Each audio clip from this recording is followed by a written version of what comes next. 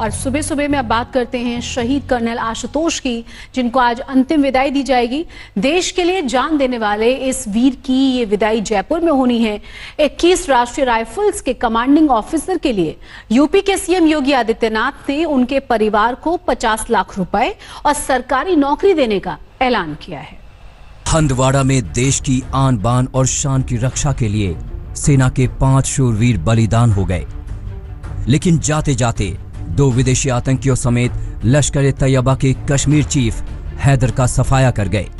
इन जांबाजों ने आतंकियों के ठिकाने को भी तबाह कर दिया। देश नम आंखों से इन वीर सपूतों को अंतिम विदाई देगा। इस ऑपरेशन की अगुवाई करने वाले 21 राष्ट्रीय राइफल्स के commanding officer colonel Ashutosh Sharma को अंतिम विदाई जयपुर में दी जाएगी, जहां उनका परिवार रहता है। हालांकि कर्नल आशुतोष शर्मा प्रयागराज के रहने वाले थे। यूपी सरकार ने शहीद कर्नल आशुतोष शर्मा के परिवार को 50 लाख और घर के एक सदस्य को सरकारी नौकरी देने का ऐलान किया है। इसके अलावा योगी सरकार ने उनके गांव में गौरव द्वार बनाए जाने का भी ऐलान किया है। सेना बीते 6 दिनों से हंदवाड़ा और उसके आसपास के इलाके में लश्कर के खूंखार आतंकवादियों की तलाश कर रही थी। 28 अप्रैल को राजवाड़ा के जंगलों में सुरक्षा बलों को आतंकियों के छिपे होने की सूचना मिली। सर्च ऑपरेशन शुरू हुआ और 1 मई को दिन में 3 बजे मुठभेड़ शुरू हुई। तलाशी के दौरान एक बिल्डिंग में छिपे आतंकवादियों ने सुरक्षा बलों पर घात लगाकर हमला किया। इस हमले में पंचकुला के मेजर अनुज सूद भी शहीद हो गए। पंजाब के मानसा के रहने वाले नायक राजेश कुमार ने भी देश की रक्षा में अपना सर्वोच्च बलिदान दिया। अल्मोड़ा के बहादुर लांस नायक दिनेश सिंह भी इस एनकाउंटर में शामिल थे। इसी महीने उन्हें घर जाना था, लेकिन लॉकडाउन के कारण वो कश्मीर में ही रुक गए। वो अब आएंगे, लेकिन तिरंगे से लिपटे हुए, फिर कभी न जाने के लिए।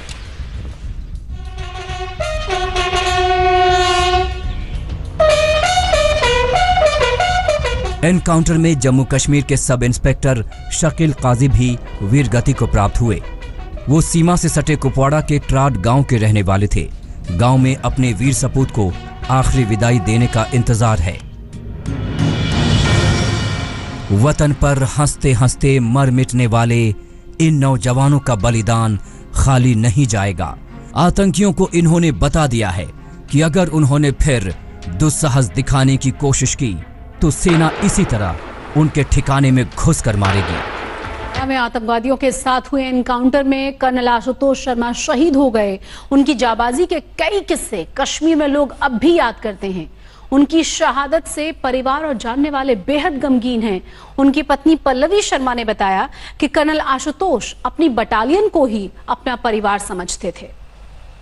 जो भी उन्होंने लीड किया अपने जैसे जवानों को, जितनी बहादुरी से, वो उनका अपना डिसीजन था, अपनी चॉइस थी, अपनी प्रायोरिटी थी, उनका सपना था। वो हमेशा कहते थे इस वर्दी को और जिस यूनिट को मैं कमांड कर रहा हूँ इस पे कभी कोई उंगली ना उठाए, इसकी कभी इज्जत कम ना हो जाए। मेरे जो जवान हैं वो मेरा परिवार है, उनकी सुरक्षा, उनकी अच्छी हेल्थ, उनकी खुशी, उनका अपने घर वालों से लगातार छुट्टी पे मिलके जाना ही मेरी प्रायोरिटी है। अमूमन ऑपरेशन में ही रहा करते हो? ऑपरेशन ज़्यादा कंडक्ट करते थे? ऑपरेशन ज़्यादा कंडक्ट करते थे, लीड करते थे अपने जवानों को। ऐसा कभी नहीं था कि कहीं कोई खबर आई है तो अपने रूम में बैठे हैं और बाकी ऑफिसर्स को भेज दिए, हमेशा खुद ही जाते थे।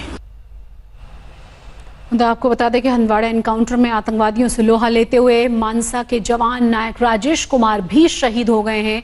उनके गांव राजराना में गम है, गुस्सा है। गांव वाले शहीद के परिवार को आर्थिक सहायता देने की सरकार से लगातार मांग कर रहे हैं।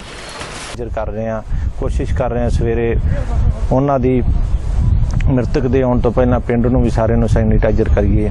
ਦੁਬਾਰਾ ਫਿਰ ਸਰਕਾਰ ਤੋਂ ਪ੍ਰਜੋਰ ਅਪੀਲ ਕਰਦੇ ਹਾਂ ਇਸ ਪਰਿਵਾਰ ਦੀ ਵੱਧ ਤੋਂ ਵੱਧ ਮਾਲੀ ਮਦਦ ਕੀਤੀ ਜਾਵੇ ਤਾਂ ਕਿ ਉਸ ਦੀ ਸ਼ਹੀਦੀ ਨੂੰ ਸਜਦਾ ਕੀਤਾ ਜਾ ਸਕੇ।